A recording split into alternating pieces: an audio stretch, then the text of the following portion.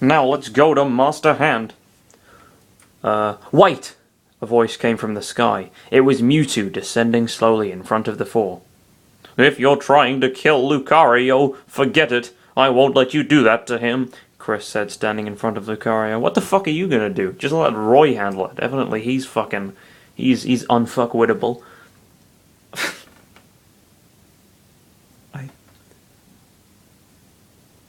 Yeah, okay.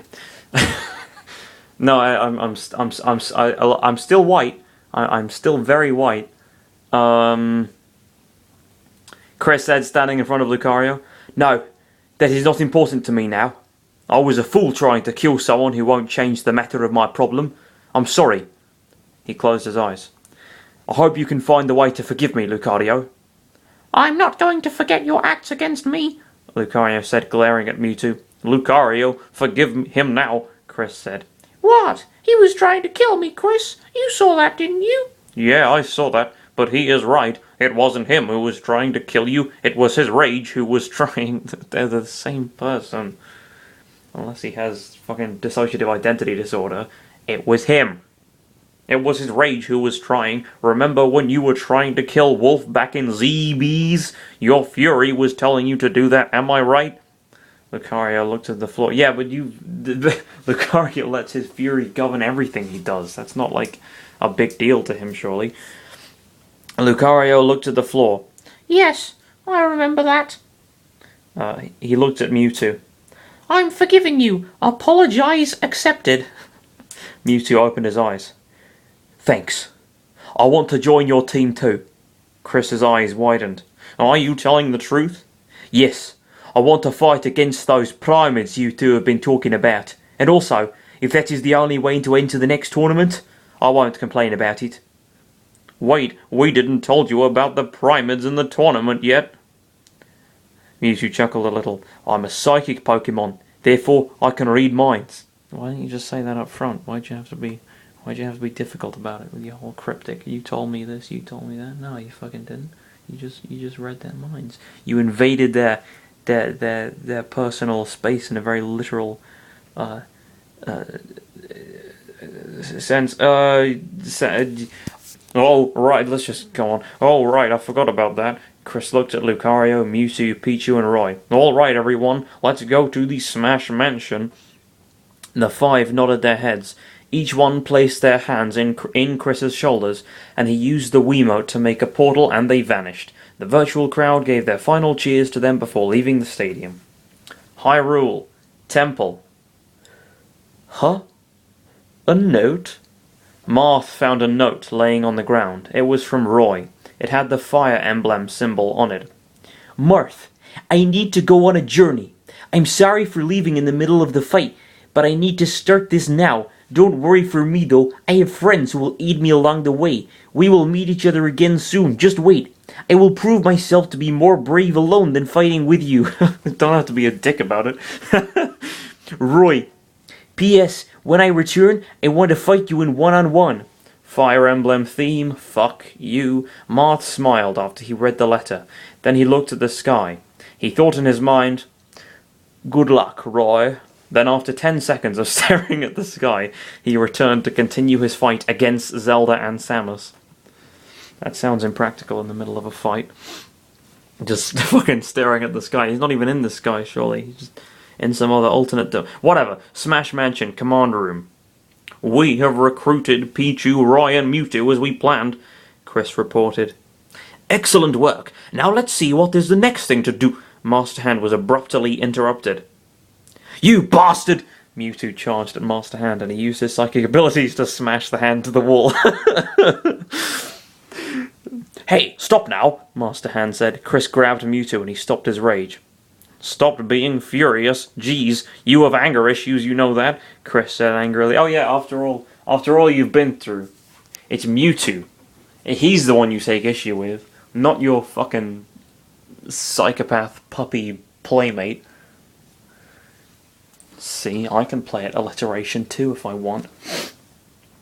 Chris said, you have anger issues, you know that, Chris said angrily. Mewtwo just crossed his arms and looked away. Another cool fella.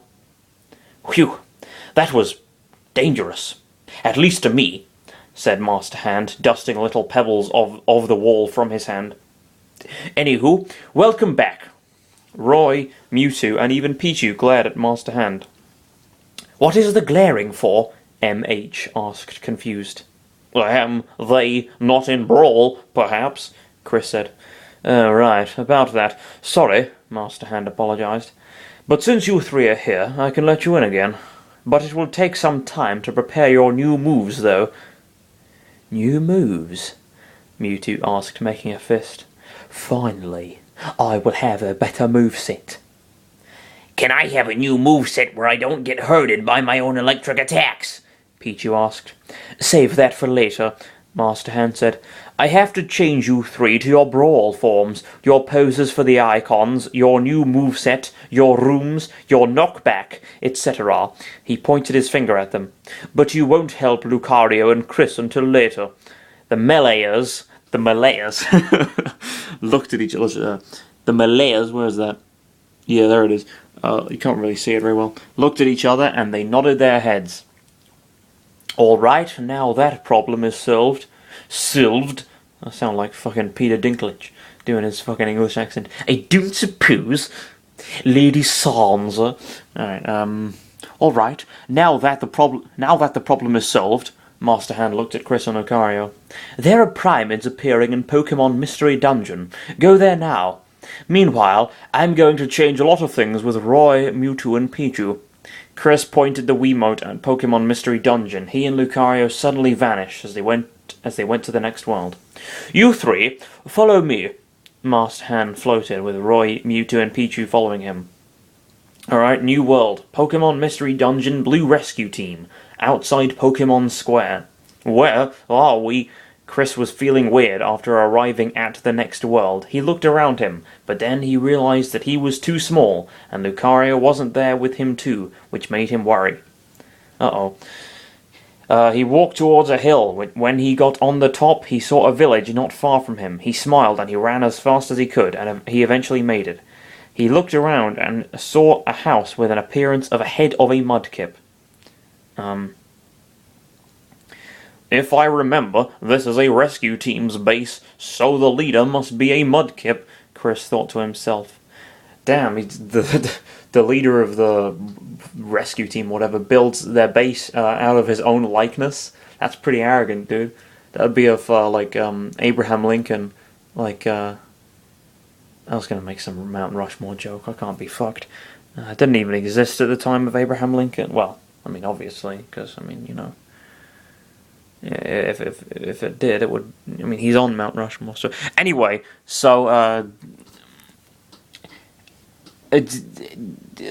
if I remember, this was a rescue team's base, so the leader must be a mudkip. Chris thought to himself. Just then, a male mudkip wearing a blue scarf around his neck, carrying a tiny bag, came from the base, with a female Chikorita wearing a blue scarf around her neck, also with a tiny bag. Let's see what missions are for today, Chikorita said, checking the mailbox. The mudkip was... I don't know what the fuck that was. Let me try that again. Let's see what missions are for today, Chikorita said. I'll just do that. That's less racist, probably.